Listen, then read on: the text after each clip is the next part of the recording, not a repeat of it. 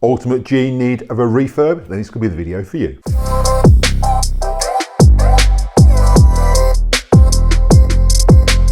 Don't forget, every Q's video today, there are links in the description below for the best place to get those Kirby products. Make sure you check those out at the end of this video. Hi Kirby fans, welcome back to the channel. So today we're going to be revisiting an old video. I've re-edited it to bring it sort of up to date. And it was a Ultimate G G7 that I refurbished and put back together. I've decided to split the video into two, make it a bit more interesting. So I've done a lot of edits to this to re-upload it. Hopefully this will make people a little more confident to refurbish their Ultimate G Diamond Edition or even a G7. So let's jump straight into it. So first up, we'll start by removing the lead. What you've got is a little Torx bolt just there, just at the front of it. So it's just literally undo it. Just make sure you keep your screws separate. If you've never took one apart before, get some little boxes and put them in. Or get a bit of cardboard, mark up where they came from, put them in a little hole in the cardboard. We've undone the screws, so we literally push the plastic forward, pull it down, and out it pops, and out comes your lead. Okay, next one, as you can see, which holds the actual lead in there. I tend to keep all the top screws together, just for ease. So that's the one at the back. That came out of there just above your tech drive. Now to get this plate out, if it doesn't come out loose, then you literally get a screwdriver, put it in there and just give it a bit of a lift and it will release it. Lift it up, pull it out, because what you don't want to do is snap off those little plastic bits there. Clean the leads with a bit of a wet wipe, literally hold it, run your wet wipe down there a couple of times, get all that grub and grime off it. We're going to undo two screws at the back. And then what we do is lift the front and we've got two short screws just there. Now these screws are actually tapered, so you shouldn't get them mixed up. They've got a tapered edge to fit in, like a countersunk edge, to actually fit into the top end of the Kirby, like so. Put all your plastic bits, just keep your plastic bits to one side, ready to put in your washer. I was always advised that when all dust and grime starts coming out of here, obviously the Kirby's ready for a service. This one obviously is. I'll give you a shot of the inside in a minute. So I'll take this head off. So wind your belt off. And I'll also show you later how to adjust the height on your brush roller. So as you guys can see, there's a lot of grime, dirt in there. So what I'll do is I'll vac this out as I go. Obviously I'll take it in the garage later and blow it off with a compressor and then clean all the bits that need cleaning. What we'll do is we'll quickly just go over this with the centria. The plastic attachments on your top, literally slide those off. Put those to one side. That gets us ready to give that a polish. Next up, drop out the tech drive. To drop out the tech drive, it's literally these three screws on the bottom here.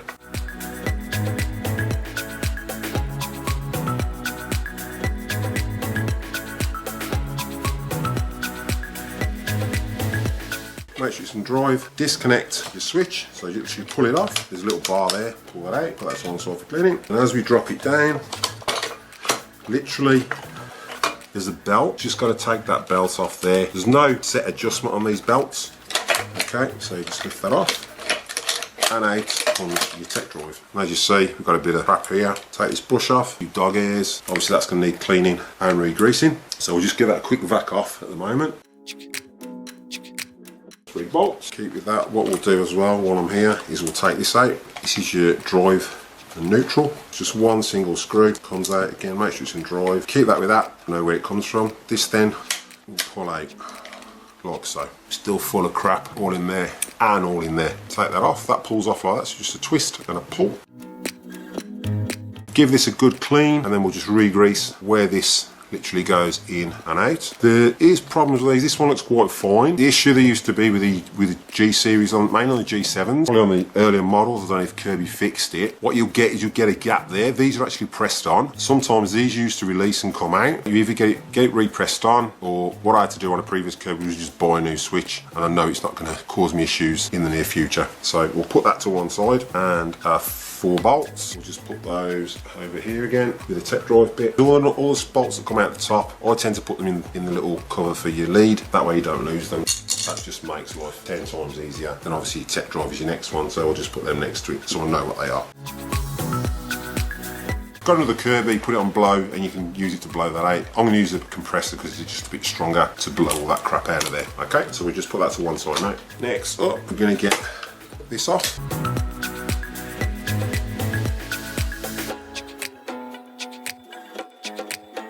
Get those bolts to one side, take out these, what you've got is your spacer block. So under your spacer block, that sets your slide left and right. When we put this back together, I'll explain there should be no left and right movement when you put the spacer block back in. Now another thing with these, on some of the Centrias, the early 2010s, these were missing. So you can order them from Kirby. You can email Kirby or whatever, but I know there's a few of the Centrias that these were missing on. So there was an issue with the handles moving left and right because there's no spacer in there. If you can't get one from Kirby, they're only about $2 or $3 from Kirby anyway.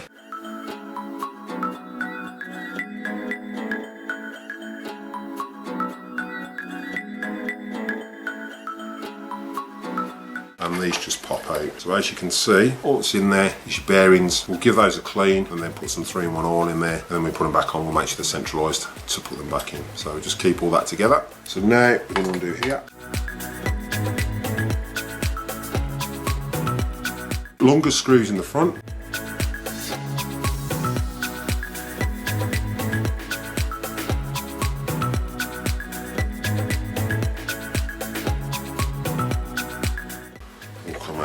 Like so.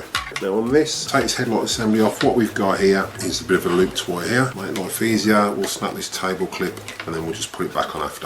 Just makes life a bit easier. Now what you've got is your second part for your bulb, which is all in the bottom. Now it's easier to just take these connections off first and then you can release that for your bulb. Okay. That's 3 off and 4.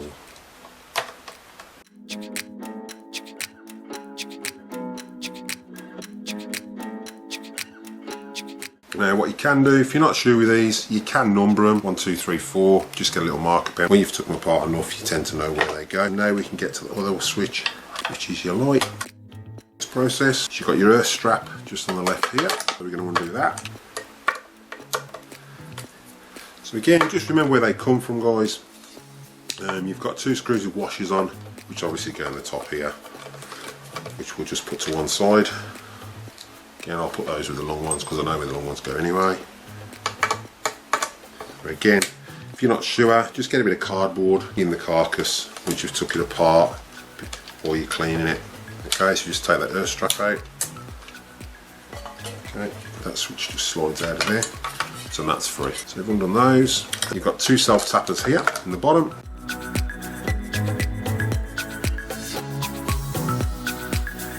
On the Centrias, they stop putting this screw in, or lift out. Now that is as easy as that. That is your motor, just needs cleaning. Fan's got a bit of damage, the hairs, it's not that bad, but I'll change it anyway. But what I'll do is I'll give all this a blow off with a compressor, give it a good clean out, then I'll come back, show you how to change the fan. Literally a 10mm bolt there anyway, you can literally hold that. Just got a little 10mm spanner, held it in there, just cracked that so it's clockwise, and that comes off. Like so, got a little washer just there, and when you get the fan kit sorted out when you put it back, you get all these bits, so these can all go in the bin, all just, and that pulls off. So you can see, definitely hasn't been serviced for a while. What I do find sometimes, if people have used the sanding attachment, get a lot of sanding dust in here as well, which can get in the motor, so that's your seal that actually stops it getting in the motor. So you get a new one of those, new grommet, new washer, and then on the back of this fan, you move it, okay, so there's a little plastic washer. This is all ready to go in the wash. What we'll do as well, we're going to re-grease everything everywhere. All corroded here obviously from shampooing and that. When you're shampooing, guys, take your head off and just give this a good clean wipe. Make sure it's dry, it'll stop all this corrosion from happening. We're just going to undo that. If you're just changing the fan, you can just take the front off these to change the fan. You don't have to take it on motor, but if you're going to service it, then it's worth taking on the motor to give it a real good clean. So then we're going to do these bottom 2. Take off the wheels.